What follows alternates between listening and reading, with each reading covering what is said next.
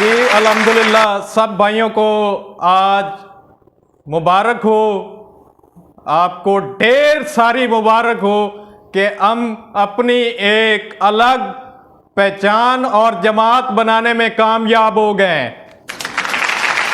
Justice and development, तरक्की और इंसाफ। ना पाकिस्तान में तरक्की मिली है और ना ही इंसाफ। इस पार्टी का क़याम करने में आप सब लोगों का किरदार है, इसीलिए आप सब लोगों को यहाँ पे आज बुलाया गया है। मुझे बड़ी खुशी है और बड़ा फख्र है जी आप सब लोगों पे, आप सब भाइयों पे, कि आज मैं बतौर chairman justice and development Pakistan, जो हमारी पार्टी है, उसको रिप्रेजेंट कर रहा हूँ इतने लोगों के सामने। माशाल्लाह, आप लोगों का शुक्रिया जी, जिन लोगों ने 7 से 8 साल हो गए, 8 साल मुसलसल मेहनत करके यहाँ तक पहुँचाया। आप सब लोगों की मेहनत, अजीम मेहनत मैं कहना चाहूँगा, उसकी बदौलत आज हम पाकिस्तान की हर यूनियन कौंसिल में हैं, हर यूनियन कौंसिल में हम पहुँच चुके हैं। आप सब लोगों ने वर्किंग करनी है, सब लोगों ने वर्किंग करनी है, अवाम को बताना है, शऊर देना है, जैसे हमने ये शऊर डिलीवर किया है डोर टू डोर। हर बंदे को बताया है कि सिर्फ पाकिस्तान में चंद जमातों की सियासत नहीं है, आप भी सियासत कर सकते हैं, आप भी कर सकते हैं, आप भी कर सकते हैं। आपका हक है, आपको आईने पाकिस्तान हक देता है। इस वक्त मैं मुखातब हूँ पाकिस्तान की आवाम से, अपने पाकिस्तानी भाइयों से, कि खुदारा होश में आए। कब तक पिसते रहेंगे, कब तक ये इनके झूठे सहारों के, दिलासों के ज़िंदगी गुजारते रहेंगे। थोड़ा होश में आए, आपको बेदारी की ज़रूरत है। और अल्हम्दुलिल्लाह अब हम आ गए, आप अकेले नहीं रहे, हम आ गए आपकी नुमाइंदगी करने के लिए। हमारी जंग महंगाई से है। हम ये नहीं कहेंगे वहां से हम वो कर्जा ले रहे हैं, वहां से वो कर्जा ले रहे हैं। हमें कर्जों की जरूरत नहीं है, हमें महंगाई से लड़ना है। किसी को कोई फिक्र नहीं है। हम हलकों में फिरते हैं, 7 साल 8 साल हो गए हम हलकों में वर्किंग कर रहे हैं, घर घर तक के हैं। जो हालात अवाम के हैं इसकी किसी को फिक्र नहीं है। कोई बड़ी पार्टी इस पे बात नहीं कर रही। इतनी महंगाई, इतना महंगा पेट्रोल, इतना महंगा आटा, अवाम किधर जाए? गरीब, रोजगार है नहीं, बड़ी मुश्किल से यहां जॉब मिलती है। पाकिस्तान का नौजवान यहां से फरार होने को तैयार है, वो फरार होना चाह रहा है, किधर जाए बंदा? महंगाई की वजह से इस वक्त पाकिस्तान में बहुत बड़ा क्राइसिस चल रहा है। महंगाई बहुत ज़्यादा है और इसको कंट्रोल होना चाहिए, लेकिन कंट्रोल कैसे हो? पीछे पैसा नहीं है, कुछ नहीं है। हम कर्जों पे चल रहे हैं, वो भी सूद वाले कर्जे। अब पाकिस्तान इस्लामी रियासत, इसे सूद से पाक होना चाहिए, तो हम सूद पे कर्जा ले रहे हैं। उसी वजह से हमारे हालात ख़राब से ख़राब होते जा रहे हैं, महंगाई दिन ब दिन बढ़ती जा रही है। तो मैं आपसे मुखातब हूँ, आपसे, आप भी पाकिस्तानी हैं, मैं भी पाकिस्तानी हूँ, तो हमें ये सोचना चाहिए, अब वक्त है सोचने का। हमने 76 साल गुजार लिए झूठी उम्मीदों पे, लेकिन अब हमें सोचना चाहिए कि हमने इसको किस तरह से हैंडल करना है, किस तरह से संभालना है। नहीं तो पाकिस्तान के हालात तो सबके सामने ही है।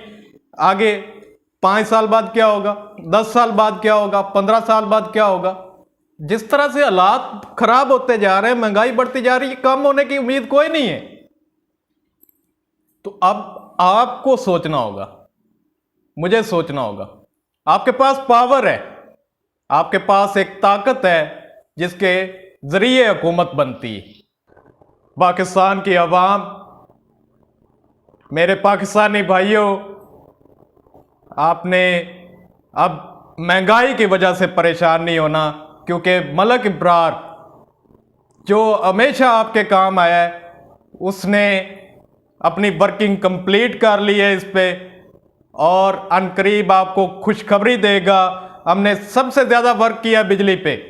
आज से 2 साल पहले ये मेरे सामने वो प्रेस का लीड पड़ा है, अगर किसी को नहीं पहुंचा तो ये कैमरे के सामने वो इसको देख ले, स्टडी कर ले। हम 2 साल से ये मेहनत कर रहे हैं। बाकायदा हमने मौजूदा जो उस वक्त की गवर्नमेंट थी उससे भी बड़ी दरखास्तें की कि बिजली पे इकदाम किया जाए, नहीं तो बिजली की कीमतें इतनी वसी हो जाएंगी कि काम पाकिस्तानी से अदा नहीं हो पाएगा बिल। लेकिन किसी के कान पे जू नहीं रहेंगी, उन्होंने तवज्जो नहीं दी। उन्हें अवाम से गरज नहीं है, उन्होंने खून चूसना था अवाम का, उन्होंने टैक्सों की भरमार करनी थी। आज देखें, एक बंदे की आमदनी नहीं है उतनी, उसका टोटल जमा पूंजी नहीं है उतनी जितना उसे एक माह का बिल आ रहा है। यह ज्यादती है।